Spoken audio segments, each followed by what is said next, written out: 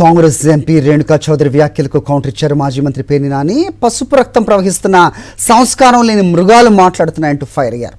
అమరావతిని వైఎస్ఆర్సీపీ నేతలు ఆపాల్సిన పని లేదని, చినుకు పడితే అదే ఆగిపోతుందంటూ సెటైర్ వేశారు పేర్ని నాని.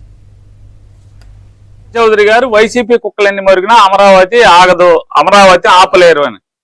అసలు నేనేది ఏంటంటే పసుపు రక్తం ప్రవహిస్తున్నటువంటి ఎన్ని సంస్కారాలు లేని మృగాలు వాగినా ఎవడ వైసీపీ వాడు ఆపాల్సిన పని లేదు, వైసీపీ కుక్కలు ఆపాల్సిన పని లేదు. రేపు మామూలుగా 30 రోజులు, నెల రోజులు దాటితే 4 చినుకులు పడితే అది ఆగిపోద్ది అమరావతి.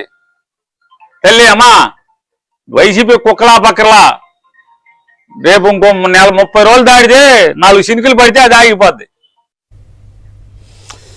చంద్రబాబు దోచుకునే పనిలో బిజీగా ఉన్నారు కాబట్టే నారా లోకేష్ ను వర్కింగ్ ప్రెసిడెంట్ గా పెట్టుకున్నారని విమర్శించారు మాజీ మంత్రి పేర్ని నాని.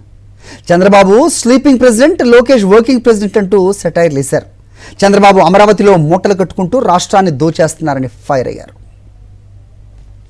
దోచుకునే పనిలో బాగా బిజీగా ఆయన ఆ పనిలో ఉన్నాడు కాబట్టి పార్టీ నడపడానికి వర్కింగ్ పేషెంట్ గా ఈయన పని చేయమని ఈయన పెట్టుంటారులేండి. అంతకుమించి వేరే ఏముంటది?